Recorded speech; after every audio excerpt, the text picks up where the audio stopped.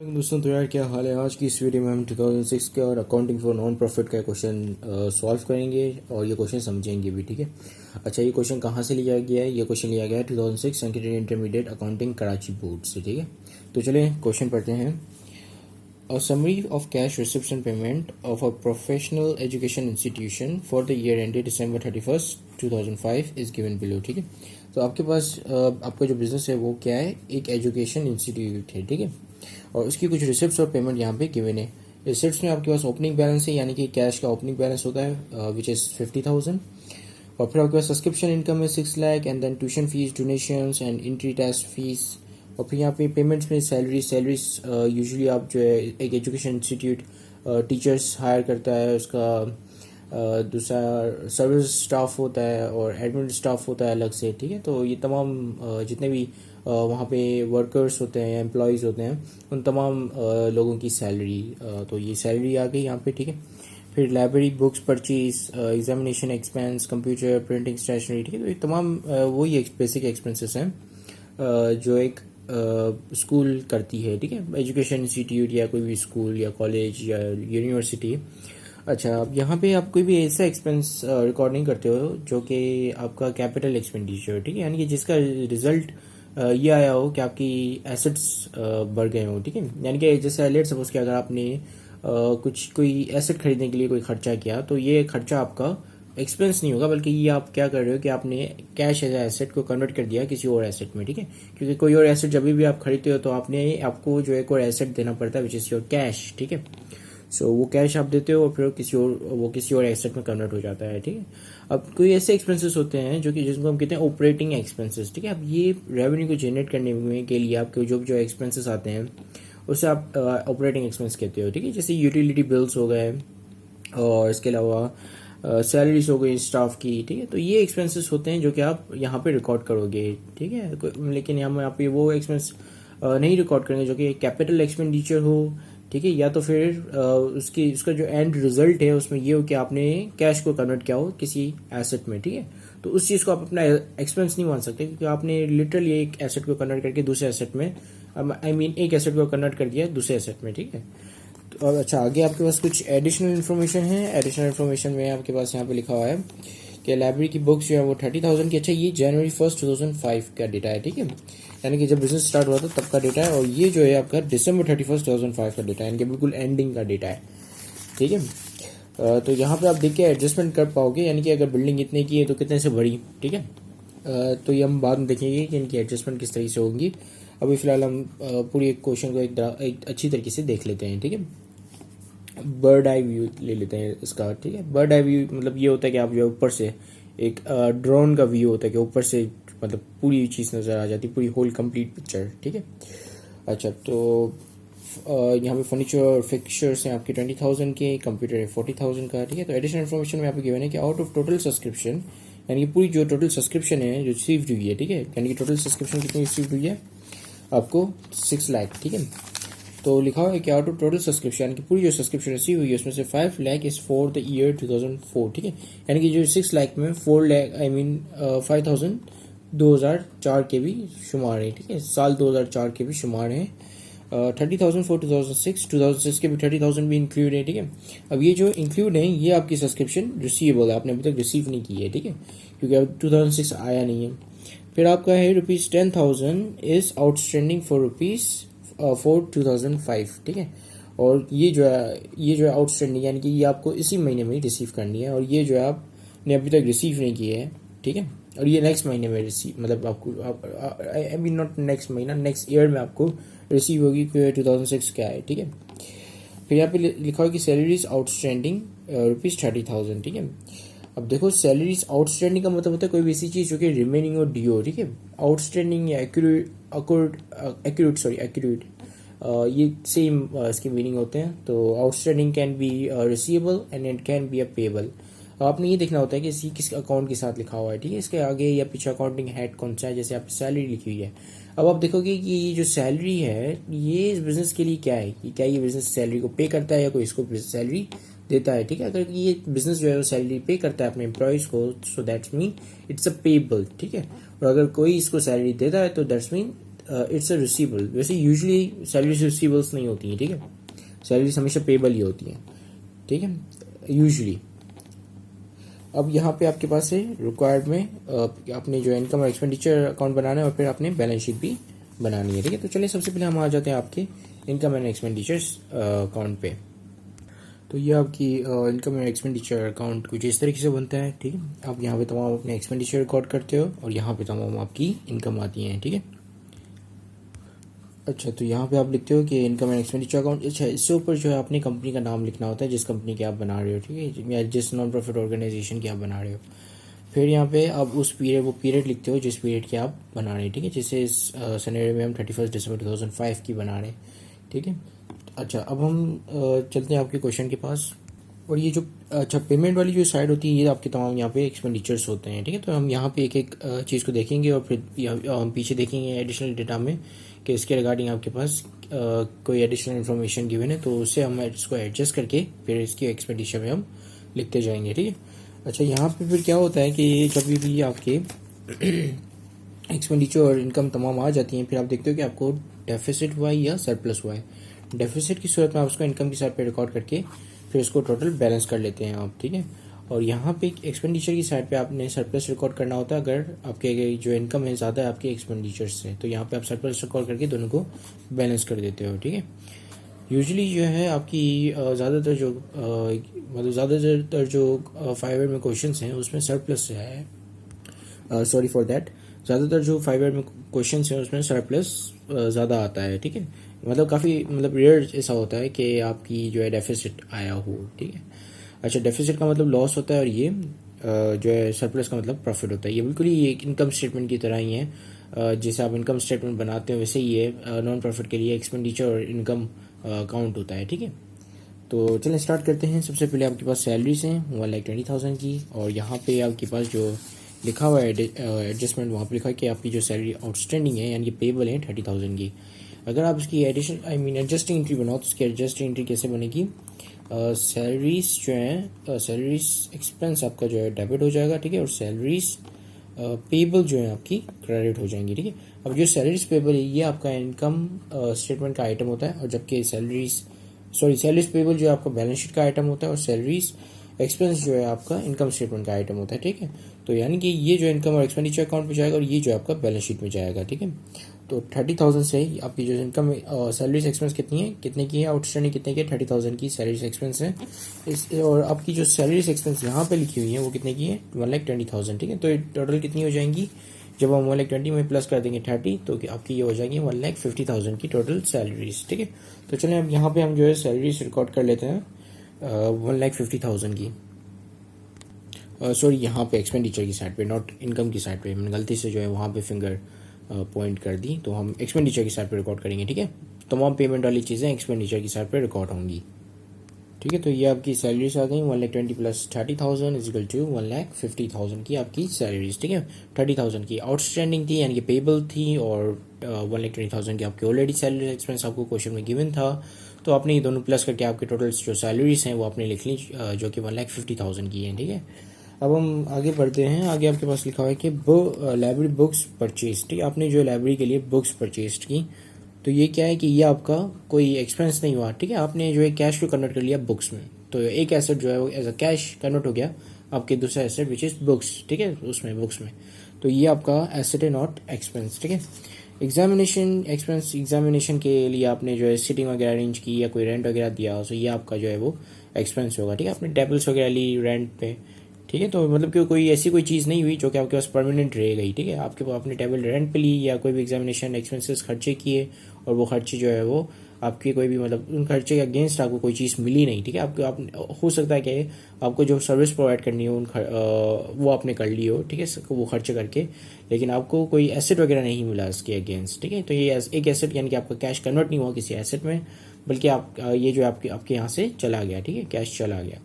तो examination expenses कितने के हैं? 50,000 के, ठीक है। तो हम जो है इसको एग्जामिनेशन एक्सपेंस को यहाँ पे हम लिख लेंगे और फिर पहले हम देख लेते हैं कि इसके रिगार्डिंग कोई एडजस्टमेंट तो नहीं। तो एग्जामिनेशन एक्सपेंसेस के रिगार्डिंग आपके पास कोई भी यहाँ पे एडजस्टमेंट नहीं गिवन है, ठीक है। तो इसका मतलब कि ये इसको आप जो है एज इट इज़ ही लिख लोगे, ठीक है। तो हम इसको यहाँ पे लिख लेते हैं एग्जामिनेशन एक्सपेंसेस को।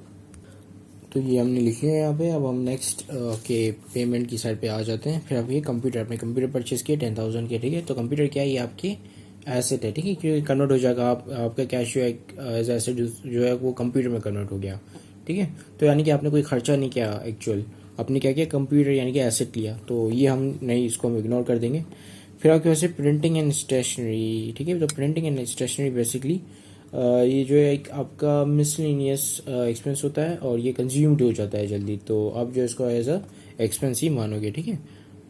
और इसी के साथ साथ पोस्टेज एंड टेलीग्राम भी आपका जो एक्सपेंस होता है, ये भी कोई आपकी एसेट में कन्वर्ट नहीं होता। और यूटिलिटी चार्जेस तो आपके होते ही एक्सपेंसेस हैं, और रिपेयर एक्सपेंस भी आपका एक्सपेंस है कितने का, 5,000 का, ठीक है। अब हम देखेंगे कि इन तमाम अकाउंट्स के रिगार्डिंग कोई एडिशनल इन्फॉर्मेशन है, तो यहाँ पे इन दोनों के हवाले से कोई भी आपके पास एडिशनल इन्फॉर्मेशन या कोई भी एडिशनल डेटा यहाँ पे अवेलेबल नहीं है, तो इसका मतलब कि आप उसको एज इट इज ही लिख लोगे, ठीक है। तो यहाँ पे हम जो है वो तमाम यहाँ से लेकर प्रिंटिंग स्टेशनरी और पोस्टेज, टेलीग्राम, यूटिलिटी एक्सपेंस और रिपेयर एक्सपेंस, यहाँ से लेकर यहाँ तक तमाम हम एज इट इज ही वैल्यूज उतार लेंगे, ठीक है। तो चले हम इसको पोस्ट करके उतार लेता हूँ वैल्यूज, ठीक है। तो यहाँ पे हमने तमाम इन सबको वैल्यूज़ को जो है उतार लिया, ठीक है। Printing and postage, sorry printing and stationery, postage and telegram, utility charges और रिपेयर एक्सपेंस, ठीक है। तो और इसके अलावा आपके पास यहाँ पे और कोई पेमेंट में और कोई यहाँ पे एक्सपेंस नहीं है, ठीक है, ना ही आपका एडजस्टमेंट में कोई ऐसा एक्सपेंस है, ठीक है। तो हमने तमाम वैल्यूज़ को लिख लिया है, ठीक है। तो वो हम मूव ऑन करते हैं आपके रिसिप्ट्स की साइड पे, ठीक है। तो रिसिप्ट में आपके पास सबसे पहले सब्सक्रिप्शन इनकम 6 लाख की, ठीक है। 6 लाख में यहाँ पे लिखा हुआ है कि भाई आपकी जो टोटल सब्सक्रिप्शन है जो कि 6 लाख के, उसमें 5,000 जो है वो 2004 के हैं, ठीक है। 3,000 जो है 2006 के हैं, और रुपीज़ 10,000 जो है वो आउटस्टैंडिंग है 2005 के, ठीक है। अब हम जो है अब हम जो ये बना रहे हैं, ये हम कौन से ईयर की बना रहे हैं, 2005 की, ठीक है। तो यानी कि ये जो सब्सक्रिप्शन यहाँ पे मैं लिखूंगा उसमें मैं सिर्फ वही वैल्यू डालूंगा जो कि 2005 में अकर्ड हुई, ठीक है, या 2005 से जो कंसर्न है। यानी कि जो मैंने 2005 में जो मैं सब्सक्रिप्शन अर्न की है, खाली वही मैं इसमें लिखूंगा, ठीक है। और 2004 की या 2006 की जो सब्सक्रिप्शन मुझे रिसीव हुई है या रिसीवेबल है, मिलनी है, वो मैं जो इसमें से एक्सक्लूड कर दूंगा, ठीक है, उसको निकाल दूंगा। तो चलें हम जो आपको पता है कि आपकी जो सब्सक्रिप्शन है, यहाँ पे पहले मैं लिख लेता हूँ सब्सक्रिप्शन। तो आपकी जो सब्सक्रिप्शन है वो 6 लाख की है, ठीक है, राइट। तो मैं पहले यहाँ पे 6 लाख लिख लेता हूँ, ठीक है। तो ये कितने में आ गए, 6 लाख। अब यहाँ पे क्वेश्चन पे आ जाते हैं। क्वेश्चन कह रहा है, मतलब एडिशनल इन्फॉर्मेशन कह रहा है कि भाई जो टोटल सब्सक्रिप्शन रिसीव हुई है उसमें 5,000 जो हैं वो 2004 के हैं, यानी कि जो 6 लाख के, 6 लाख के अंदर जो 5,000 है वो 2004 के, तो मैं वो 2004 की निकाल दूंगा क्योंकि मुझे सिर्फ 2005 की वैल्यूज चाहिए, ठीक है। तो 5,000 को मैंने यहाँ पे माइनस में लिख लिया, ठीक है। तो ये निकल जाएंगे 6,000, आई मीन 6 लाख में से, ठीक है। फिर कह रहा है कि जो 30,000 है वो 2006 के हैं जो कि इसके अंदर ऑलरेडी डले हुए हैं, तो मैं ये 2006 के भी जो 30,000 है वो भी निकाल लूंगा, तो मैं माइनस कर दूंगा और मजीद इसको 30,000 से, ठीक है। फिर कह रहा है कि जो 10,000 है वो आउटस्टैंडिंग है 2005 का, यानी कि वो रिसीवेबल मुझे मिला नहीं है, वो अभी तक जो है मिलना है, ठीक है। क्योंकि सब्सक्रिप्शन यहाँ पे क्या करते हैं, मैंने आपको बताया था आउटस्टैंडिंग का मतलब होता है ड्यू, ठीक है। अब सब्सक्रिप्शन के यहाँ पे ये बिजनेस क्या करता है, ये रिसीव करता है, तो उसका मतलब कि ये आउटस्टैंडिंग जो है वो रिसीवेबल के सेंस में यहाँ पे लिखी हुई है, ठीक है। तो 2005 में हमने 10,000 और मजीद मिलने थे, रिसीवेबल्स हैं, ठीक है। तो ये मैं इंक्लूड कर दूंगा इसके अंदर, तो प्लस कर दूंगा इसको 10,000, ठीक है। अब मैं इसको इजिकल टू करता हूँ, मतलब सम करता हूँ, तो देखता हूँ कितनी अमाउंट आ रही है, ठीक है। तो ये कितने आ रहे हैं, 5,75,000। सो 5,75,000 इज योर सब्सक्रिप्शन, ठीक है। तो यहाँ पे हम लिखते हैं सब्सक्रिप्शन कितनी, 5,75,000, ठीक है। तो ये आपके आगे सब्सक्रिप्शन 5,75,000 की, और ये हमने पूरी यहाँ पे कैलकुलेशन की कि किस तरीके से ये निकली सब्सक्रिप्शन। अब हम आते हैं आपकी मजीद और रिसिप्ट्स की साइड पे। तो सब्सक्रिप्शन इनकम के अलावा आपके पास ट्यूशन फीस है 1 लाख की, इसके रिगार्डिंग कोई आपके पास एडिशनल इन्फॉर्मेशन नहीं है, ठीक है। उसके बाद ट्यूशन फीस के बाद है आपके पास डोनेशंस, ये भी आपका इनफ्लो है, ठीक है। डोनेशन आपको बेसिकली इनफ्लो होता है, हम यहाँ पे नॉन प्रॉफिट ऑर्गेनाइजेशंस को ऑलवेज हमेशा जो है डोनेशंस वगैरह मिलते रहते हैं, तो इसको जो हम वो मतलब वो बिजनेस जो है इसको अपना रेवेन्यू कंसिडर करता है डोनेशंस को, ठीक है। तो डोनेशन जो है 60,000 के हैं, और फिर एंट्री टेस्ट फीस जो है वो 20,000 की है, ठीक है। अब इन तीनों के, ये तीनों जो है क्या है, कैश का इनफ्लो है, यानी कि रेवेन्यू है, ठीक है। तो और इन तीनों के रिगार्डिंग कोई एडिशनल इन्फॉर्मेशन भी नहीं है, ठीक है। पीछे हमने देखा कोई एडिशनल इन्फॉर्मेशन नहीं थी। तो हम इसको जो क्या है एज इट इज ही लिख लेंगे, ठीक है। जैसे कि मैंने यहाँ पे पॉज करके लिख लिया इन सबको भी यहाँ पे पॉज करके लिख लेता हूँ, ठीक है। ठीक है, तो मैंने इन तमाम वैल्यूज़ को यहाँ पे लिख लिया है वीडियो को पॉज करके। अब हम यहाँ पे दो काम कर सकते हैं, या तो फिर हम इन सबको प्लस कर दें, पूरी इनकम साइड को प्लस करें और फिर पूरी एक्सपेंडिचर साइड को प्लस करें, और फिर हम देखें कि कौन सी अमाउंट बड़ी आ रही है तो फिर उससे वो छोटी अमाउंट को माइनस कर दें, ठीक है। या तो फिर हम क्या करते हैं कि इन तमाम वैल्यूज़ को प्लस में लिखते हैं और ये तमाम वैल्यूज़ को माइनस में लिखते हैं, तो आपके पास क्या आ जाएगा, डायरेक्ट डेफिसिट या सरप्लस, ठीक है। यानी कि अगर आप क्या इन तमाम वैल्यूज़ को प्लस करने के बाद और ये इन तमाम वैल्यूज़ को माइनस में लिखने के बाद कैलकुलेटर के अंदर आपका आंसर अगर पॉजिटिव में आता है तो उसका मतलब क्या आपका वो सरप्लस हुआ, और सरप्लस आप यहाँ रिकॉर्ड करोगे, ठीक है। क्योंकि मतलब बैलेंस करना होगा तो आप अपनी जाहिर सी बात है सरप्लस को यहाँ पे रिकॉर्ड करना पड़ेगा, ठीक है, और डेफिसिट को यहाँ पे, ठीक है, क्योंकि एंड का अमाउंट जो है आपका बैलेंस आनी चाहिए इस क्वेश्चन में, ठीक है। तो मतलब हर क्वेश्चन जो भी एक्सपेंडिचर और इनकम अकाउंट या नॉन प्रॉफिट ऑर्गेनाइजेशन कंसर्न से रिलेट करता है, तो उसमें ये मतलब या जिसमें भी आप जो इनकम या एक्सपेंडिचर अकाउंट बना रहे हो उसमें आपको ये बैलेंस करना पड़ता है, ठीक है। तो अब हम क्या करते हैं कि हम तो ये तमाम वैल्यूज जो है प्लस में लिखेंगे, ये तमाम वैल्यूज माइनस में लिखेंगे, और फिर हम उसको सम करेंगे और फिर देखेंगे आपका ये डेफिसिट आ रहा है या सरप्लस, ठीक है। तो सबसे पहले हम इनकम की साइड को ऐड करते रहते हैं। तो सबसे पहले ये आपके पास आ गया सब्सक्रिप्शन 575 की, 5,75,000 की, ठीक है। फिर ऐड कर देंगे इसमें 100, फिर 1 लाख, ठीक है। फिर ऐड करेंगे 60,000, फिर ऐड करते हैं 20,000, ठीक है। अब हम यहाँ इस ये जो एक्सपेंडिचर की साइड की वैल्यूज हैं यहाँ पे आ जाते हैं, और इन सबको जो हम माइनस साइन के साथ लिखेंगे, ठीक है। तो यहाँ पे माइनस करते जाते हैं, -1,50,000, -50,000, -20, -10, -15, -5, ठीक है। तो ये कितना आ रहा है आपका 5,05,000, ठीक है। और ये प्लस में तो उसका मतलब कि ये सरप्लस है। अब हम इसको जो है यहाँ पे सरप्लस यहाँ पे लिखकर उसको रिकॉर्ड कर देंगे, ठीक है। तो ठीक है, यहाँ पे सरप्लस रिकॉर्ड हो गया आपका 5,05,000, ठीक है। अब हमने इन सबको भी हम प्लस कर देंगे तो आपका जो है दोनों साइड पे टोटल आ जाएगा, ठीक है। तो चलिए टोटल निकालते हैं, ठीक है। 575 प्लस 100 प्लस 60 प्लस 20 तो कितना आ रही है 7,55,000, ठीक है। 7,55,000 जो है दोनों टोटल है दोनों साइड पे, ठीक है। ठीक है, तो ये लिख लिया हमने टोटल 7,55,000 और यहाँ तक जो है आपका आधा क्वेश्चन कंप्लीट होता है। अब दूसरी रिक्वायरमेंट ये है कि आपने बैलेंस शीट बनानी है, ठीक है, और वो ये भी December 31, 2005 की बनेगी। तो यहाँ पे ये बैलेंस शीट का फॉर्मेट है आपके पास। अब यहाँ पे जो है तमाम आप एसेट्स रिकॉर्ड करते हो। एसेट में आपके पास दो तरह के एसेट्स होते हैं, एक होते हैं आपके करंट और दूसरे होते हैं नॉन करंट, ठीक है। करंट एसेट वो होते हैं जो कि आप विद इन 1 ईयर या तो फिर आप उसको कन्वर्ट कर लेते हो दूसरे एसेट्स में, या तो फिर ये आपकी बैलेंस शीट से निकल जाते हैं, यानी कि आप उसको सोल्ड कर देते हो। और आपके नॉन करंट एसेट वो एसेट होते हैं जो कि आपके पास 1 साल से ज़्यादा अरसे तक रहते हैं, ठीक है। जैसे आपकी बिल्डिंग्स हो गई हैं, आपका फर्नीचर हो गया, ठीक है। तो ये क्या है, ये आपके नॉन करंट एसेट की कैटेगरीज में आएंगे।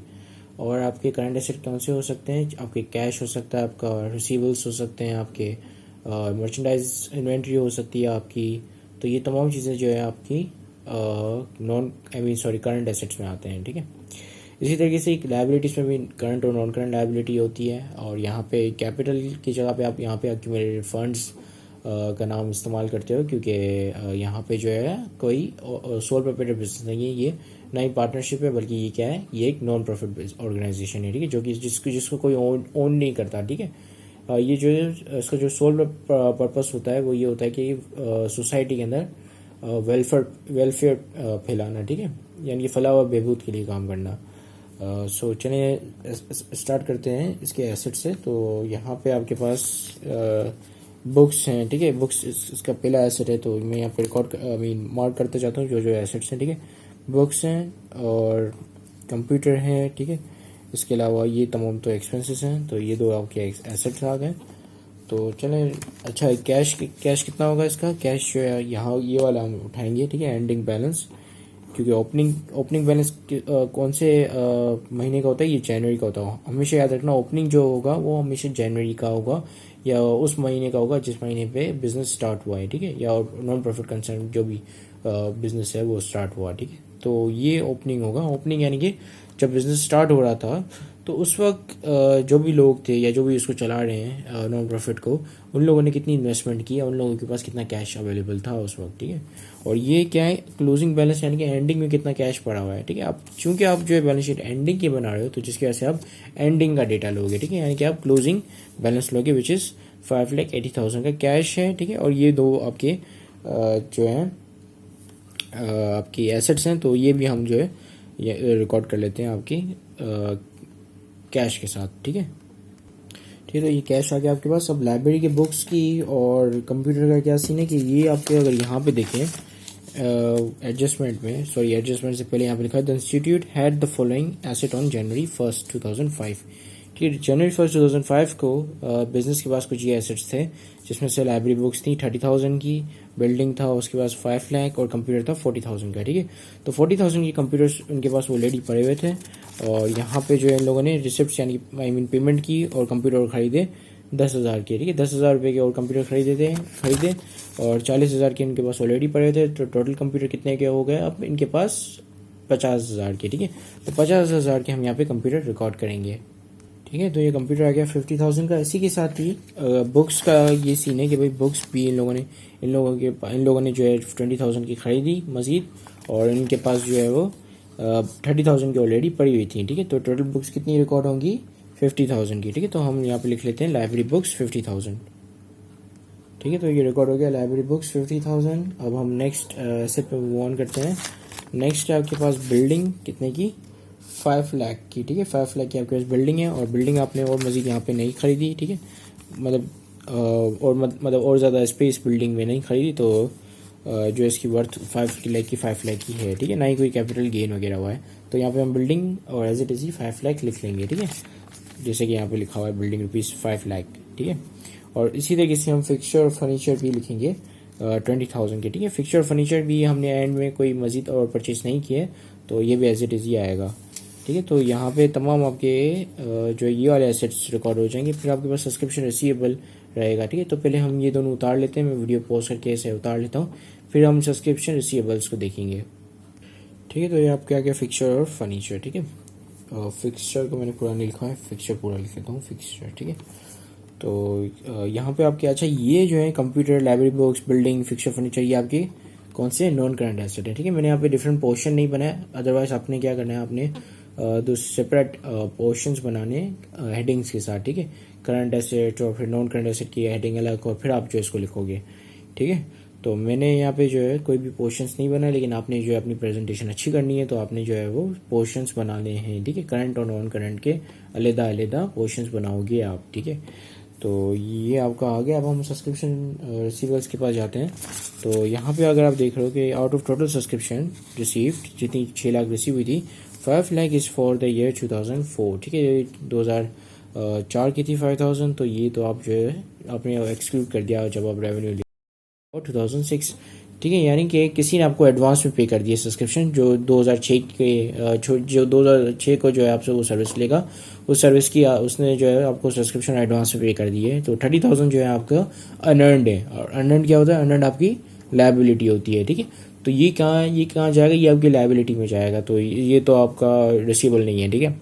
फिर लिखा हुआ है कि 10,000 इज आउटस्टैंडिंग फॉर 2005, यानी कि जो इसी महीने में 10,000 आपके आउटस्टैंडिंग यानी कि रिसीवेबल्स हैं, ठीक है। जैसा कि मैंने आपको बताया था, समझाया था कि ये आउटस्टैंडिंग जो है ड्यू होता है, ठीक है। मतलब कि ये रिसीवेबल के भी सेंस में आता है, पेबल के भी सेंस होता है, जैसे आपकी क्रूड सैलरीज होती हैं या क्रूड कमीशन होता है, ठीक है। तो ये भी बिल्कुल ही इसी तरीके से ही काम करता है, ठीक है। तो ये रिसीवेबल्स कितने हैं आपके 10,000 के सब्सक्रिप्शन रिसीवेबल्स हैं, ठीक है। तो सब्सक्रिप्शन रिसीवेबल्स यहाँ पे हम रिकॉर्ड कर लेते हैं और ये आपके तमाम एसेट का पोर्शन कंप्लीट हो जाएगा, ठीक है। फिर हम मूव ऑन करते हैं आपके लायबिलिटीज़ के ऊपर। अच्छा, लायबिलिटी पे मूव ऑन करने से पहले हम इसको टोटल कर लेते हैं, ठीक है। तो चलिए कैलकुलेटर आ गया ये, ठीक है। तो स्टार्ट करते हैं 580 plus 50 plus 50 again then plus 500, ठीक है। और प्लस 20 प्लस 10, ठीक है। तो कितने आ गए आपके पास, ये आपके पास आ गए 12,10,000, ठीक है। 12,10,000, तो यहाँ पे हम लिख लेते हैं 12,10,000। अच्छा, तो मेरा कैलकुलेशन करने का तरीका थोड़ा ये है कि मैं जो है वो आखिरी की 3 अमाउंट को नहीं लेता हूँ, 3 जीरो को नहीं लेता हूँ। अगर यहाँ पे सिर्फ 0 0 लगे हो तो मैं 3 जीरो को यहाँ पे नहीं लेता हूँ, फिर एंड में जो 3 जीरो लगा लेता हूँ। तो इस तरीके से क्या होता है कि आपकी कैलकुलेशन फास्ट हो जाती है, जैसा कि आपने देखा कि मैंने कितनी स्पीड में कैलकुलेशन कर ली, ठीक है। तो ये आपके क्या हो गए, यहाँ पे आ गए टोटल एसेट्स, ठीक है। तो टोटल एसेट्स आपको आ गए 12,10,000, ठीक है। और आपकी जो टोटल लाइबिलिटी सरप्लस कैपिटल भी इक्वल आना चाहिए, कितना आना चाहिए 12,10,000। अगर नहीं आता है तो इसका मतलब कि आपने कहीं पे ब्लेंडर मारा है, ठीक है, या हमने कहीं पे ब्लेंडर मारा है, क्योंकि अब तो मैं यहाँ पे सॉल्व कर रहा हूँ। सो ऑफ कोर्स मैंने मारा होगा अगर नहीं आता है तो, ठीक है। तो चलें चलते हैं आपकी लाइबिलिटीज़ ढूंढते हैं। तो लाइबिलिटीज़ जो है, सबसे पहले तो यहाँ पे ये आपकी आ गई लाइबिलिटी, सैलरी आउटस्टैंडिंग है 30,000, ठीक है। तो मतलब कि ये वाला जो आउटस्टैंडिंग लिखा है इसका मतलब कि ये पेबल के सेंस में आ रहा है, क्योंकि सैलरी ये बिजनेस पे करता है ना कि रिसीव करता है। तो उसका मतलब कि आउटस्टैंडिंग पेबल के सेंस में आ रहा है, ठीक है। 30,000 पेबल है, कितनी सैलरीज के 30,000 पेबल है, ठीक है। तो एक लाइबिलिटी तो हमें यहाँ पे मिल गई, तो हम इसको यहाँ पे रिकॉर्ड कर लेते हैं सैलरीज पेबल के नाम से, ठीक है। ठीक है, तो ये आ गई सैलरीज पेबल 30,000। और अब हमारी जो दूसरी लाइबिलिटी है वो कौन सी है, वो अगर आप यहाँ पे देखें कि तो मैंने अभी आपको बताया था कि ये जो 2006 वाला ये अनअर्नड है, ठीक है। अनअर्नड क्या होती है, आपकी लाइबिलिटी होती है। तो हम इसको भी यहाँ पे रिकॉर्ड कर लेते हैं, और ये भी जो है 30,000 से रिकॉर्ड होगा, ठीक है। तो इसको भी हम यहाँ पे रिकॉर्ड कर लेते हैं, अनअर्नड सब्सक्रिप्शन।